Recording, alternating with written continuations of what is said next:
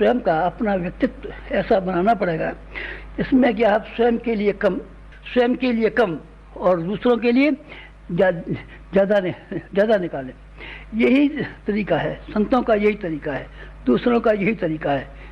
सबने यही किया है कि कम, स्वयं के लिए कम, दूसरों के लिए विशेष, स्वयं के लिए दूसरों के लिए विशेष कीजिए।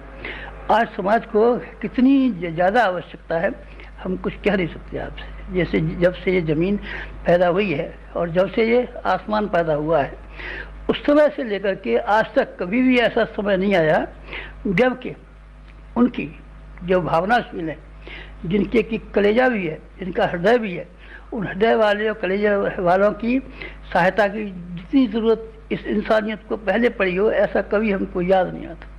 आज की समस्याएं बहुत उलझी हुई समस्या है और उन उलझी हुई समस्याओं को हल करने के लिए केवल पात्रों की ज़रूरत है। आप अपनी पात्रता बढ़ा लीजिए। पात्रता दो ही कीमतों पर बढ़ सकती है और तीसरा कोई तरीका नहीं है। माला घुमाने से बढ़ेगी नहीं, माला घुमाने से नहीं बढ़ेगी। भागवत की कथा सुनने उससे बढ़ जाएगी। अरे बाबा नहीं बढ़ेगी, हम कहते हैं आपसे।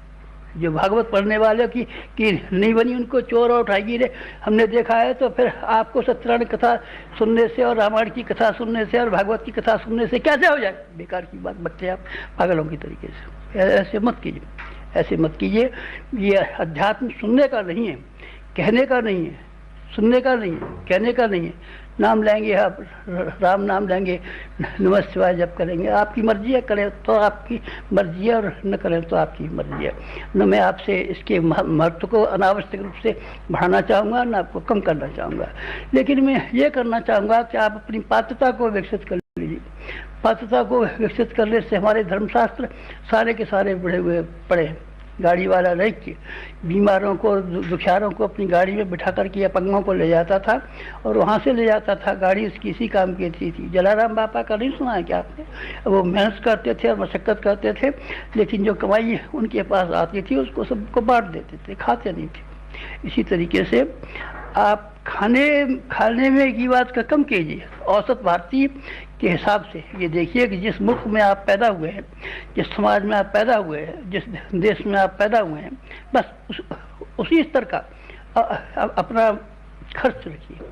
खर्चे को आप बढ़ाएंगे नहीं तो फिर आपके पास बहुत सारा साधन इकट्ठा हो जाएगा जिससे कि आप भगवान के लिए दे पाएँ, बीज बो पाए। और बीज बो पा करके बोने के बाद में रिद्धियों सिद्धियों के जखीरे अपने लिए जमा कर पाएँ। यह संभव तब होगा जबकि आप कुछ अपने आप से बचाना शुरू करें।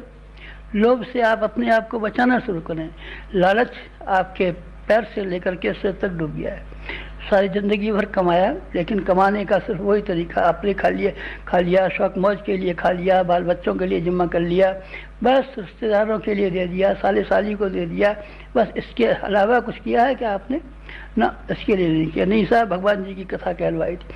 भाई साहब, भगवान जी की कथा आपने इसलिए कहलवाई थी और मंदिर आपने इसलिए बनवाया था कि जब हम मरेंगे तो भगवान जी भी हमारे लिए एक ऐसा ही मकान और फ्लैट बना देंगे जैसा कि भगवान जी के लिए हमने फ्लैट बनाया। चालाकी तो आपके रोम रोम में भरी पड़ी है।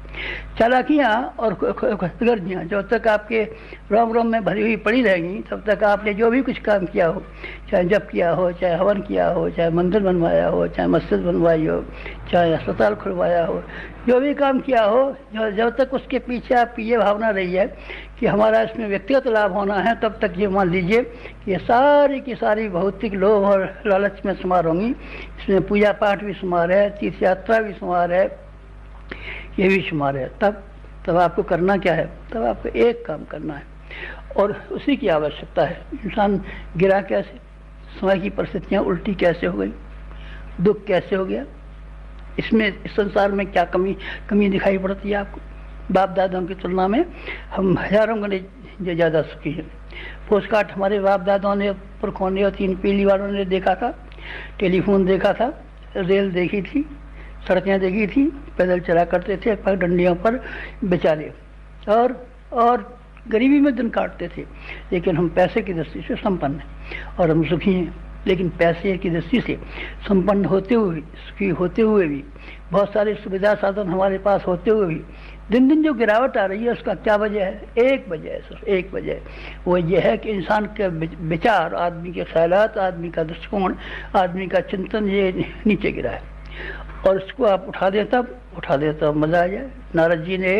नारद जी ने वाल्मीकि को इस तरीके से समझा दिया कि बात उसकी समझ में आ गई, और चोर उठाई गिरा, उचक्का, डाकू, गालियां दें, हाँ वाल्मीकि को मुझे बहुत गाली देनी चाहिए, लेकिन जब उसने रास्ता अपना बदल दिया, जीवन अपना बदल दिया, तो ऋषि वाल्मीकि हो गई। और सीता जी को उन्होंने पाला, और रामचंद्र जी जिन बच्चों का पालन नहीं कर सकते थे, उन्होंने ऐसी तरीके से पाला कि रामचंद्र जी, लक्ष्मण जी, हनुमान जी इन सबसे लड़ने को आमादा हो गए, बहुत ताकतवर हो गए थे। कौन हो गए थे?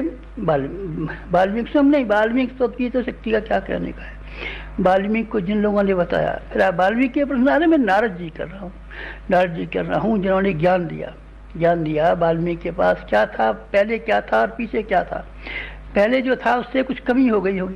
पहले जिस घर में रहता होगा, जब वाल्मीकि झोपड़ी में रहने लगे होंगे तो उसके पास कुछ कमी आ गई होगी, ज़्यादा नहीं हुए होंगे, लेकिन इतने सामर्थ्यवान हो गए। उनकी सामर्थ्यवान का क्या ठिकाना। हनुमान से ज़्यादा ताकतवर थे, बहुत ज़्यादा ताकतवर। ये सब हनुमान जी पहाड़ उखाड़ते थे और लंका और उसको समुद्र को छलांगते थे। आपकी बात सही है, पर मैं ये कहता हूँ कि उन्होंने जिन छोटे छोटे नन्हे बच्चों को, जिनको सिखा करके तैयार कर दिया था, उन्होंने हनुमान जी की भी पूंछ बांध दी। और लक्ष्मण जी कौन से वाले, जिन्होंने जो समुद्र को लेकर के, समुद्र के सामने जब अपना तीर कमान लेके खड़े हो गए थे और तो समुद्र सूखने लगा था, तो उसने कहा था महाराज क्षमा कर दीजिए। तो समुद्र को सुखा देने वाले लक्ष्मण जी और कौन और हनुमान जी, ये सब कितने बड़े जबरदस्त थे। लेकिन ये ज्ञान दे करके एक छोटी सी पहाड़न लड़की को उन्होंने पार्वती बना दिया, जगत माता बना दिया। अगर उनका ज्ञान न मिलता तब पार्वती बन जाती, नहीं तो पार्वती नहीं बन सकती थी। फिर एक पहाड़न रहती है और किसी पहाड़न के यहाँ उसकी शादी हो जाती, बस पहाड़न की पहाड़न रह जाती। और ध्रुव और प्रहलाद क्या हो सकते थे? कुछ भी नहीं हो सकते थे। राजकुमार जैसे होते हैं, शिकार खेलते रहते हैं, शिकार खाते रहते हैं और खुराफत करते रहते हैं, वैसा ही ध्रुव हो गया होता। राजा ने गोदी में बिठा लिया होता, प्यार से रखा होता, तो राजकुमार का यही हो सकता था। राजकुमार ध्रुव नहीं हो सकता था। ऐसा ध्रुव जो कि आसमान में अभी तक स्थिर है, सारे सूर्य उसकी परिक्रमा लगा रहे हैं, ऐसा नहीं बन सकता था। प्रहलाद भी ऐसे नहीं बन सकता था। ये किसकी के चमत्कार हैं? ये नारद जी के चमत्कार। अरे नहीं साहब, नारद जी के नहीं, विचारणा की विचार पद्धति को बदल देने की वजह से ऋषि हो गए। ऋषियों के में क्या बात थी खास, बताइए जरा। ऐसे हाथ थे उनके, ऐसी पाँव से, ऐसी उसकी टांगें थी, ऐसे उनका सारा शरीर था, जैसे हमारे आपके तरीके से हैं। ऐसे उनके दांत थे। जब ऋषि बुढ़े हो गए होंगे तो दांत ऐसे उखड़ गए होंगे जैसे कि हमारे। अब ये नहीं मालूम है हमारी आवाज़ ठीक आपको सुनाई पड़ती है कि नहीं पड़ती।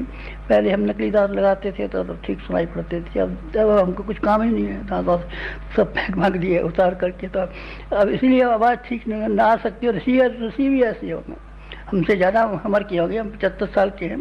तो ऋषि ज़्यादा बुढ़े हो गए होंगे तो उनके दांत सब साफ हो गए होंगे, थोड़ी नाक से लग जाती होगी, तो ऐसे ऋषि होंगे। लेकिन वो ऋषि कैसे सामर्थ्यवान है वो? क्यों हो गए ऋषि?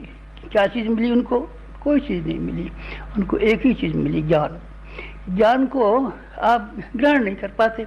सुनते तो हैं, आप देखते भी हैं, पढ़ते भी हैं, लेकिन आप ग्रहण नहीं कर पाते। ग्रहण नहीं कर पाएंगे तब उसका चमत्कार, ज्ञान का चमत्कार किस तरीके से होगा? आप ज्ञान को ग्रहण कीजिए।